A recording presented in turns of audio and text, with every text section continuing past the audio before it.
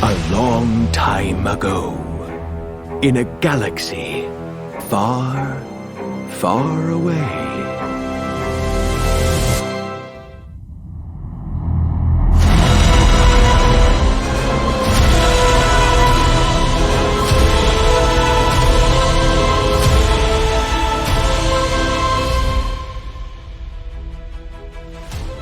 Star Wars Scourge.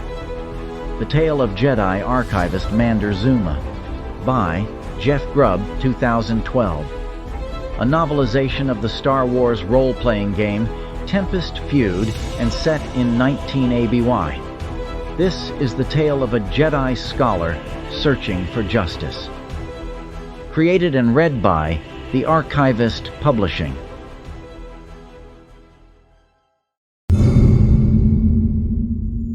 Prologue.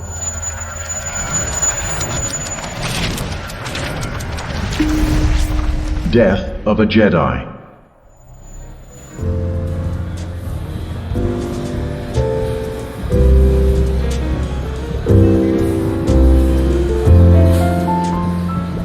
The Pantoran Jedi Toro Irana was angry. He had been waiting on this hellhole planet for weeks now, and as his former master, Mander Zuma, was all too fond of telling him, Toro's patience was never his most admirable trait. Meetings had been set up, canceled, rescheduled, moved to new locations, and canceled once again. And now, on top of everything else, his contact was keeping him waiting in this rooftop restaurant, 40 stories up and overlooking a planetary graveyard. By this time, Toro's patience had worn thin. Toro could feel his blue skin itch and his lips swell. He reached for the bottle of scent wine to pour himself another round. Even at the best of times, a late arrival or a delay from decision and action would frustrate him. Now, on the world of Makamte, it drove Toro to the point of distraction. The air of this planet reeked of smelter dust and desiccated meat. The world itself was dominated by the Tract, a huge iron-shod necropolis that from space resembled an ice cap. The restaurant windows commanded a sweeping view of the crypts and mausoleums of the Tract, which to Toro resembled nothing less than rows of odd-shaped pegged teeth rising from skeletal jaws. Even a setting sun, blue-green through the swirling dust, could do nothing to improve the view. And as for the planet's inhabitants, Toro suppressed a shudder and looked over at the swokes milling around their dining troughs. His first opinion upon making planetfall was that they were huge lumps of malformed flesh, and increased familiarity did nothing to change that opinion. They looked more melted than crafted by any environment, their pale, sagging flesh spilling from their horned heads directly to their bodies, with no visible sign of a neck, except the swokes spent less time maintaining them, and their incisors canted outward at all angles. Their faces were otherwise flat, with a random number of nostril holes and bland white eyes set into shallow black sockets. It would give them a comical look were the species not, to the last member, bullies and thugs. In short, they were the perfect species for this back rocket planet, the perfect caretakers of this tombstone world. And right now, every last one of them was getting on his nerves. The restaurant for this meeting catered primarily to the lumpy natives, and the tables were dominated by long troughs into which the host poured a noxious concoction of spice-leavened boiled meats mixed with what looked like shedshinga scales and live sand bugs. There were smaller, more traditional tables around the perimeter of the room, near the windows, but he and a couple of Nikto traders, 2 booths over, were the only customers who used them, and the only customers who didn't look half melted. The temperature was set comfortable for the swokes, which was too cold by half for Toro, and the sound of the creatures eating would frighten the old emperor himself. Toro downed the scent wine, since its aroma killed most of the rest of the smells in the room. He waved for the waiter, who shambled toward him. More of these beetle things, said Toro, pointing to the pile of now empty black shells. and some of the local swill as well. Tomato paying, burbled the waiter, and then shifted from Swoken to a slurred, sloppy basic. Pay now, Blueskin. I'm waiting for someone. Said Toro. Run me a tab. The Swokes burbled something else in Swoken, then provided a rough translation. Going off my shift, Blueskin. Pay now. Toro swung in his iron chair and let his robe fall open, revealing the gleam of his lightsaber. His hand drifted down to touch it, but not to grasp it. I said, he growled, that you should run me a tab. My contact will cover it. The Swokes frowned, or at least tried to frown through its rolls of ash-gray fat, but it backed off, and a short time later, another plate of broiled beetles and a two-handled mug of the local alcohol, potent but, like everything else in this place, imbued with a mild flavor of dust and spice. Still, if he rationed out the remaining purplish scent wine, it could mask most of the stench. Toro examined the bottle. A Rhodian brought it, along with his patron's apologies, unavoidably delayed and all that garbage. Toro was sure that it was only a gambit to establish power and control in this situation, but knowing that made the young Jedi even more irritated. Still, the wine was a rose in the junkyard, a bright floral smell among the rest of this iron-shod planet. Had to have come from off-world, he realized. Another symbol of power and control from his contact. Across the room, two Swokes started howling at each other in high-pitched screeches. Bansham Plankonen. Cacao can get. Religious argument, guessed Toro, since most of the arguments on this planet were about religion and death. Toro wondered if it would come to blows. Not that it mattered. Swokes could regenerate all but the most grievous of damage.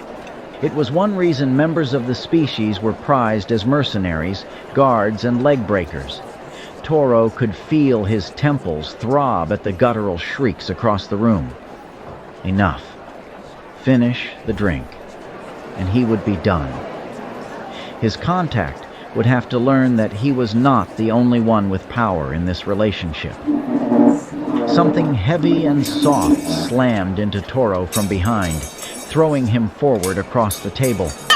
The last of the scent wine spilled from its glass, and the bottle toppled and rolled out of his grasp, falling to the floor on the far side of the table with a brittle thump, along with the double-handled swill mug. Toro turned in his chair to find that his assailant was another Swokes, its body bedecked in jewelry set over the vital spots. This one was higher caste, but still had the soggy, blank-faced look of the rest of its species. The Swokes spat out something that could have been an apology, but was more likely a warning. Badoro Alderwood Planken. Toro stood up, and for a moment the room swayed beneath his feet.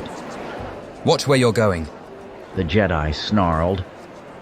The bejeweled alien snapped something sharp. Tomato get.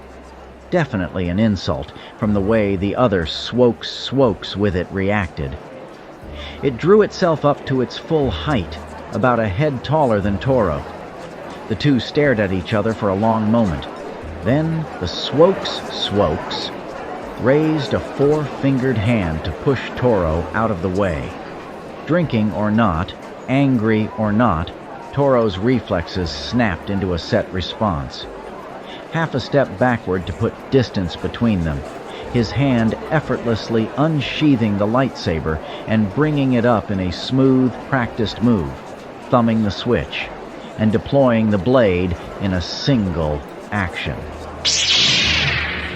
The Swokes had only a second to regret its action before Toro brought the blade up and cut through the creature's forearm. The Swokes shuddered, but did not cry out, instead looking at the cauterized stump of its arm with puzzlement. Right, Thought Toro. the species not only regenerates, but it also lacks local pain centers. Another reason they make good leg breakers. The injured Swokes let out a howl, more from indignation than pain. Everyone turned in their seats to see the blue-skinned Pantoran wielding a lightsaber and his injured opponent. As one, the aliens rose from their meals, some grabbing iron dining forks as they did so, others hefting the heavy iron stools. They converged on the pair. The injured Swokes pushed forward, its good arm raised like a warty club. Toro danced backward, up over the iron chair, and onto the table itself, bringing the lightsaber around in a smooth, level arc. The Swokes' head separated at the approximate intersection of its neck and body, spilling backward into the surging mob. Regenerate that, Toro said. The death of the high-caste alien gave half the group pause, while it infuriated the other half. Toro noted that the two Niktos from the other table were already heading for the door, along with the waiter. But that was all he had time to notice before the mob was on top of him. Toro spun with the lightsaber, cutting through flesh and iron with equal ease. One of the attackers had thought enough to duck beneath the sweeping blade and grabbed Toro's sword arm in a soft but unrelenting embrace. Toro tossed the lightsaber to his left hand and brought up a booted foot into the alien's face. The entire face gave in like soft putty, which did not seem to trouble the creature in the slightest, but the grasp on Toro's arm lessened. The Jedi drew his blade through the attacker's arm, and the detached limb loosened its grip fully now, vanishing into the tumult. Something heavy and dark flew toward him, and Toro reached up and split an iron-shod stool in two with his blade, the pieces caroming off the window supports behind him. Two more Swokes grabbed at Toro's feet on the table, but he leapt up, spinning and dragging his blade across the table's surface, separating hands from arms as he did so. Now makeshift missiles showered Toro. Stools, eating utensils, two-handled goblets, and bits of food. The Jedi wove his blade through the air, cutting down the more dangerous, dodging the merely disgusting. The glass behind him spidered from the heavier missiles but did not break. Assailants would try to get close, but he would spin and leave these missing a few appendages for their trouble. Where they wore embedded jewels, signs of status among their people, the Jedi treated them as targets, carving them from too soft flesh. Toro realized that he was cursing now, cursing at this planet and its people and his contact and the uncaring universe that would put him in this place at this particular time. His chin was wet, and when he wiped his sleeve against it, it came away with a bubbling bloody froth on it. Had he been injured? Had one of these melted, horrible creatures gotten lucky against him? He snarled, and his vision seemed coated in blood as well. They would all pay for attacking him. There was movement behind him, and Toro spun and lashed out without thinking. The table, already weakened from his assaults, collapsed, pitching him forward. Toro leapt, slashing as he did, and only then realizing that he had mistaken his opponent. His foe was only his reflection in the window, caught by the dying sun. But then it was too late, and he was through the window itself, the fury of his blade sharding it into 1,000 daggers from the blow. He twisted to catch the ledge, but he had leapt too far, and he spun out into open, dust-strewn air, 40 stories above the necropolis. The entire way down, all Toro could feel was the anger